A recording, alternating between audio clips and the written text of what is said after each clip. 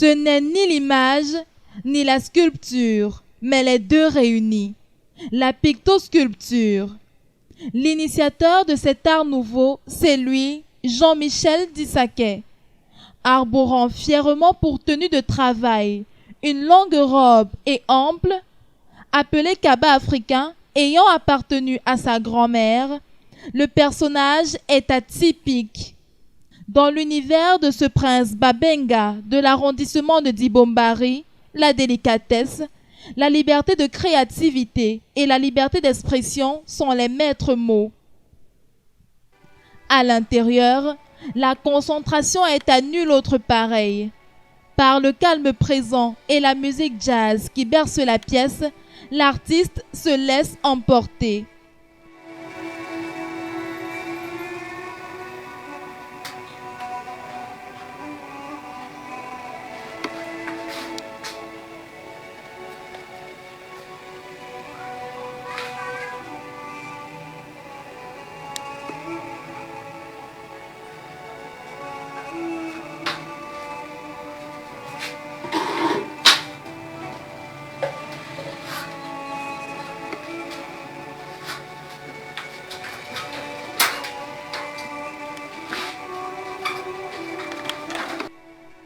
Le pictosculpteur déchire des bouts de tissu, les badigeonne de colle et les dispose sur la toile. Mais tout ceci jusqu'ici reste difficile à cerner. Il essaie tout de même d'apporter des explications à cette activité qui se veut spirituelle. C'est vrai que j'étais en train de coller des morceaux de tissu. Ça, c'est une étoffe qu'on a utilisée en 1950. Je l'ai reçue chez une de mes grand-mères et puis je l'utilise parce que ça raconte l'histoire de la société dans laquelle je suis inscrit, le Cameroun. L'histoire du Cameroun en 1950. Et maintenant, j'essaie de ramener ça aujourd'hui. J'essaie de coller ça dans l'actualité actuelle du Cameroun. Excusez-moi pour parler des tautologies, actualité actuelle du Cameroun. Et pour essayer de pouvoir me projeter dans le futur. Le rapport de Jean-Michel Dissaquet avec la poubelle et les dépôts d'ordures est étroit. Pour cause, le pictosculpteur a la particularité de redonner vie aux objets usés. Ces expériences quelque peu folles sur de vieux papiers de journaux, tôle, métal, lianes, écorce souvent encore mêlées d'argile et de terre, permettent à l'artiste de faire dialoguer la nature et la technologie.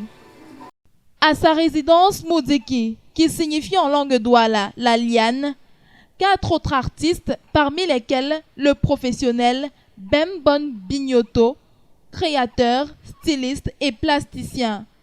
Son rôle ici en tant que doyen est loin d'être négligeable. Il y a un adage qui dit « si les jeunes savaient et si les vieux pouvaient ». Je ne cesse de l'entendre.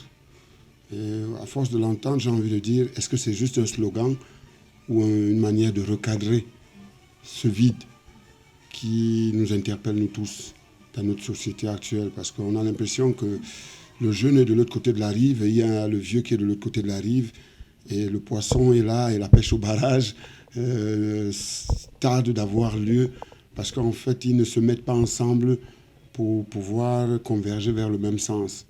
Donc ici, j'essaie de donner ce qui est de ma maturité et je reçois de ce qu'ils ont de numériser, si vous voulez que je dise.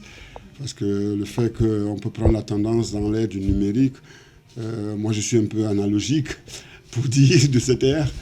Et voilà, j'essaie de voir comment est-ce qu'on peut compléter ça les uns et les autres pour que nous puissions faire une bonne mayonnaise pour le futur.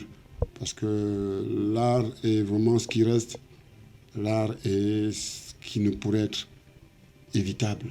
C'est-à-dire l'art, c'est vraiment... c'est tout. Dans un coin de l'atelier, Thomas me voit, assistant de Jean-Michel depuis plus d'1 an.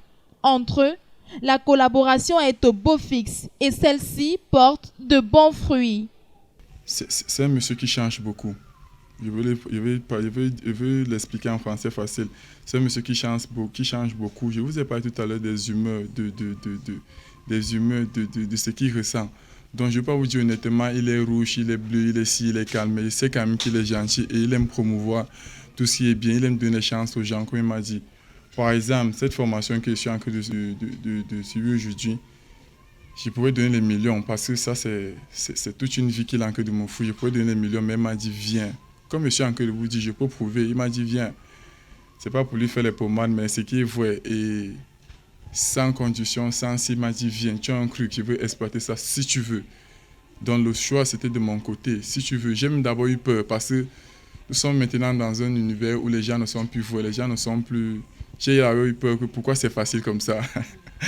Il m'a prouvé que fais ci, fais ça, fais ça. J'ai eu beaucoup d'exercices. Et la motivation pour laquelle il travaille ici est telle qu'il explique un véritable mystère. Je suis entré dans ce domaine avec certaines expériences dans le volet artistique, donc c'est facile pour moi de comprendre certaines choses. Mais celui qui vient là, qui est bleu, qui n'a jamais fait ça, il peut rentrer chez lui parce que c'est dur. Quant à Adel Kouna, stagiaire, le souvenir de sa rencontre avec l'artiste et de son arrivée à la résidence est encore frais dans son esprit. J'ai rencontré M. Dissaké dans mon école où je me forme à l'Institut des Beaux-Arts parce que nous avions un vernissage. On nous a donné le devoir de produire des masques africains, ce qui avait été fait, et sous la houlette de M. Dissaké et d'autres personnes.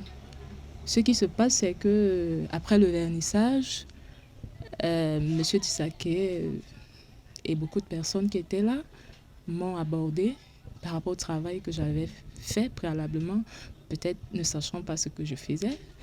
Bon, ils ont vu en cela quelque chose de profond. Et ils m'ont conseillé de faire un tour ici au studio, question de voir un peu comment je peux bouger cela. Si les œuvres constituées de lianes qui s'en mêlent, s'entrelacent et se brisent sont presque incompréhensibles, les défauts de Jean-Michel, eux, ne sont pas impénétrables. Oui, il a un grand défaut. Il a un défaut, ça, c'est un humain, il a un défaut.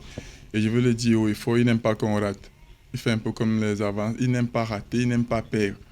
Donc quand il te demande de faire A, tu n'as pas fait A qui ressemble à O, tu dois faire A et tu dois faire plus que A.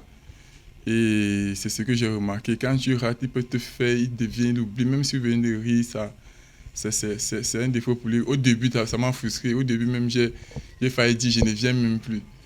Ça, je vais vous dire honnêtement. Donc, il aime la précision, il aime quand on donne les efforts, il aime quand on se surpasse. Une rigueur qui se justifie par l'exercice d'une autre profession, celle d'enseignant. C'est donc un jeune homme de 35 ans qui parle d'éducation et de pictosculpture à la fois, transmettant dans les deux domaines les messages de dialogue, d'équilibre et d'unité. Et pour le comprendre, il faut non seulement savoir lire entre les lignes, mais aussi entre les lianes.